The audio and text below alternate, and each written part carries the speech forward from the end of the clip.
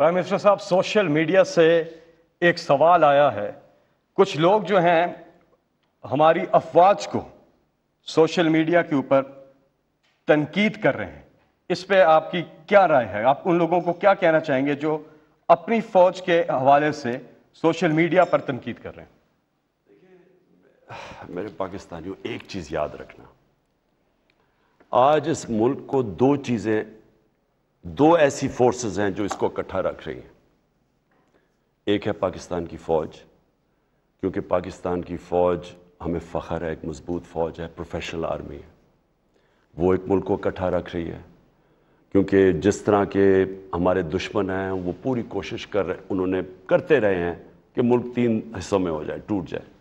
تو ایک مضبوط فوج اس ملک کے لیے بہت ضرورت ہے. اور دوسرا جو ملک کو اکٹھا رکھ رہا ہے وہ ہے تحریک انصاف. وہ کیوں؟ کیونکہ اس وقت ایک ہی پارٹی ہے جو ایک نیشنل پارٹی ہے پاکستان میں، سارے صوبوں کے اندر ہے. باقی تو پارٹیز اب چھوٹی ہو کہ بالکل چھوٹی سی رہ گئی ہے. ایک وقت ہوتا تھا کہ وہ کہتے تھے جی بے نظیر ملک کی زنجیر، وہ تھی پیپلز پارٹی، سارے ملک میں تھی. آج اب حالات دیکھ لیں ان پارٹیز کی، ختم ہو گئی ہیں. ابھی پختونخوا میں الیکشن ہوا ہے لوکل گورنمنٹ، نام و نشان ہی دونوں پارٹیز نون لیگ اور پیپلز پارٹی کا ختم ہو گیا. وہاں سے تحریک انصاف سویپ کر گئی ہے، اس لیے کہ لوگ اس کو ایک نیشنل پارٹی سمجھتے ہیں. یہ سارے ملک کو ریپرزینٹ کرتی ہے. تو یہ دونوں کے فورسز کے خلاف یہ سازش، یہ ہے ہی پاکستان کے خلاف سازش. کمزور یہ کرنا چاہتی ہے کہ ایک تحریک انصاف کو کسی طرح اگر مجھے ہٹائیں اور یہ پارٹی کو کمزور کریں، گورنمنٹ کو کمزور کریں. اور دوسرا کہ پاکستانی فوج کے خلاف کسی طرح لوگ متنفر ہو جائیں. ہمیں اس فوج کی بہت ضرورت ہے. انہیں بڑی قربانیاں دی ہیں ہمارے لیے، قربانیاں ہر روز دے رہے ہیں. میں سب سے چاہتا ہوں کسی قسم کی تنقید اپنی فوج کی نہ کریں.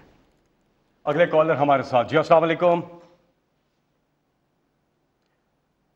جی السلام علیکم. لگتا ہے کہ ہماری آواز نہیں جا رہی. آپ نمبر میں لا رہے ہیں 051-922-4900 اور آپ کی کالز آ رہی ہیں. براہ راست آپ بات کر رہے ہیں وزیر اعظم پاکستان عمران خان صاحب سے. کالر اب ہمارے ساتھ ہیں. جی السلام علیکم. ہیلو جی کیا نام ہے جی آپ کا؟ کہاں سے بات کر رہے ہیں آپ؟ ڈسٹرکشن ہو رہی ہے. جی آپ کی آواز آ رہی ہے. جی آپ مخاطب ہیں وزیر اعظم عمران خان صاحب سے؟ جی ڈسٹرکشن ہو رہی ہے. اچھا چلیں آپ دوبارہ کوشش کر لیں، پھر ہم اس مسئلے کو ٹھیک کرتے ہیں. زمانے کے انداز بدلے گئے، نیا راگ ہے پر ساز بدلے گئے. خرد کو غلامی سے آزاد کر، جوانوں کو پیروں کا استاد کر. ٹیلی فون نمبر ہے 051-922-4900. اور سوشل میڈیا پر ایک اور سوال آیا ہے کہ اپوزیشن کہتی رہی ہے، پہلے دن سے ہی کہتی رہی ہے کہ آپ اکانومی جو ہے اس کو ٹھیک طرح سے نہیں چلا رہے، اور ان کے مطابق تحریک عدم اعتماد لانے کی وجہ یہ مہنگائی اور یہ اکانومی کا گر جانا ہے. اس پہ آپ کیا کہیں گے؟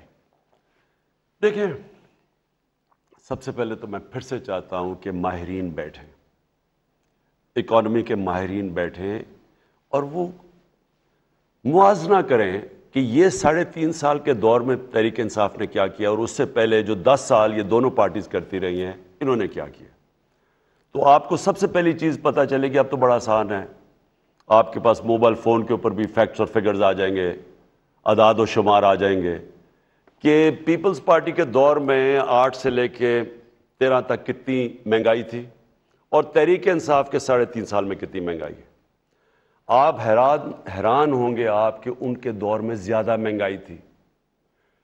ہمارے دور میں جو مہنگائی ہے، ہمارے سے زیادہ مہنگائی تب تھی، لیکن آج عالمی مہنگائی ہے. عالمی منڈی میں ہر چیز مہنگی ہے.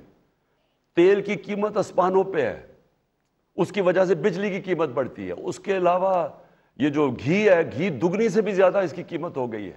دالوں کی قیمت دگنی ہو گئی ہے.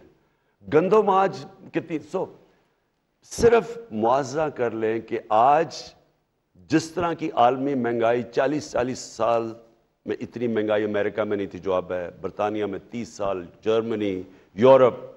تب تو مہنگائی تھی نہیں ان کے دور میں. نون لیگ کے دور میں 5 سال میں مہنگائی ہمارے سے کم تھی. اس سے تقریباً 3 گنا کم پیٹرول کی ڈیزل کی تیل کی قیمت تھی. تیل جب بڑھتا ہے سب کچھ بڑھ جاتا ہے. تو اس لیے ایک تو یہ چیک کریں. پھر دوسرا میں اپنی ساری قوم کے سامنے رکھنا چاہتا ہوں, پاکستان میں تاریخی ایکسپورٹس ہوئی. ملک تو آگے بڑھتا ہی تب ہے جب اس کی ایکسپورٹس بڑھے. تاریخی ایکسپورٹس پچھلے 5 سال میں ہمارے آنے سے پہلے ایکسپورٹس 0% بڑھی نہیں. جو بھی نون لیگ کا پہلا دور تھا کوئی ایکسپورٹس نہیں بڑھی.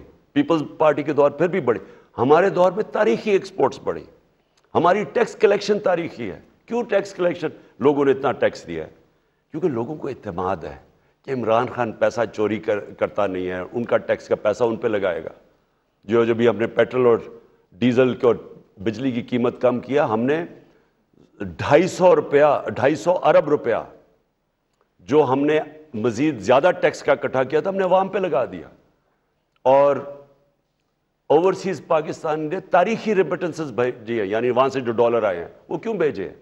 کیونکہ ان کو پتہ ہے کہ عمران خان یہاں سے پیسہ چوری کر کے وہ یہاں ڈالر بھیجے اور وہ چوری کر کے جس طرح پہلے ان کے جو بڑے بڑے محلات ہیں باہر, یہاں سے چوری کر کے پیسہ باہر نہیں بھیجے گا.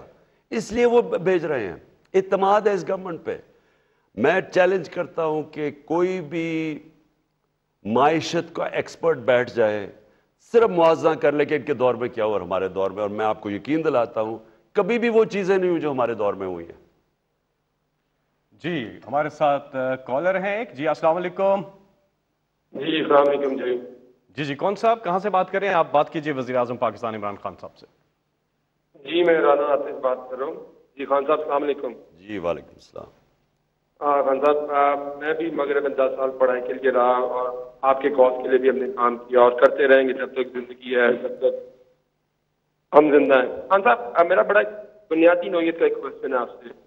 آپ ماشاءاللہ مدینہ کی ریاست کی مثال دیتے ہیں جو کہ کائنات کی سب سے عظیم ہستی حضرت محمد صلی اللہ علیہ وسلم نے قائم کی, اور اس جیسے کہ آپ نے لوگوں کو ایجوکیٹ کیا اور جیسے کہ ہم سب جانتے ہیں کہ اس کا ایک بنیادی جو فلسفہ تھا وہ تھا انصاف کا نظام. اس سے مراد یہ تھی کہ استحصال کو ختم کرنا, اور اس کے بعد مسلمانوں کا جو عروج ہوا وہ پوری دنیا جانتی ہے اس سے. اور پھر میں یہ آپ کا کوشچن بلڈ اپ کر رہا ہوں, سوری مجھے ایک تھوڑا آپ کا ٹائم چاہیے. اس کے بعد جو دنیا میں سب سے عظیم لیڈر آیا ماڈرن ہسٹری کے اندر, اس کا نام تھا ابراہیم لنکن. اس نے بھی اسی چیز کو فالو کرتے ہوئے جو چیز کی اس نے کہا جو سلیوری ہے یہ ہائیسٹ فارم آف ایکسپلائٹیشن ہے, کیونکہ جیسے آپ جانتے ہیں کہ ہر 10 گوروں کے لیے 1 سالہ غلام ہوتا تھا. اس نے وہ ختم کی اگینسٹ آل آن.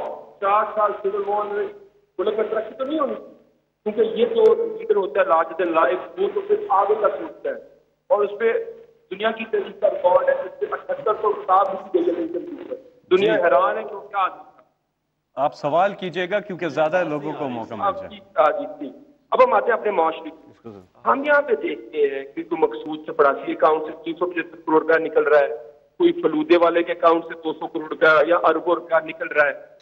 اور نواز شریف صاحب یہاں سے دنیا کی تاریخ میں یہ بھی واقعہ ہے کہ ایک کنوکٹڈ مجرم اس ملک کی جوریسڈکشن سے باہر چلا جاتا ہے. تو ہم آپ سے پاکستانی, آپ کے خیر خواہ اور آپ کے لیے کھڑے رہنے والے آپ سے سوال پوچھتے ہیں کہ ہم کیسے یہ انشور کریں گے کہ اس ملک میں رول آف لا آئے, وہ نظام آئے جہاں پہ یہ طاقتور جو کہ لوگوں کی ایکسپلائٹیشن کرتے ہیں وہ اس نظام کے نیچے آئے, اور انشاءاللہ جب آپ یہ سروائیو کر جائیں گے وہ نو کانفیڈنس. جی میں سمجھ گیا. میں دیکھیں مدینہ کی ریاست میں, اور میں نوجوانوں کو خاص طور پہ سمجھانا چاہتا ہوں کہ وہ ماڈرن ریاست تھی. اس کے جو سارے پرنسپلز تھے وہ آج جو بھی ملک ترقی کر رہا ہے اور خوشحال ملک ہے وہ سارے انہوں نے وہ اصولوں کے اوپر چل رہے ہیں, اس لیے ترقی کر رہے ہیں, اس لیے خوشحال ہیں. مسلمان ملکوں کے حالات برے کیوں ہیں؟ کیونکہ ہم ان اصولوں پہ نہیں چل رہے ہیں. یہ جو ابھی کالر نے بات کی ہے کہ ہم کر کیا رہے ہیں, ہم بات کرتے ہیں کہ ہم مسلمان ہیں, جو ہم کام کر رہے ہیں اس سے اسلام کا کوئی تعلق نہیں ہے. نبی صلی اللہ علیہ وسلم نے کہا سب سے بڑا بنیاد جو مدینہ کی ریاست کی بنیاد رکھی گئی تھی وہ 3 چیزوں پہ تھی. نمبر 1 انصاف, نمبر 2 انسانیت, فلاحی ریاست, اور جو نمبر 3 تھا وہ خودداری تھی.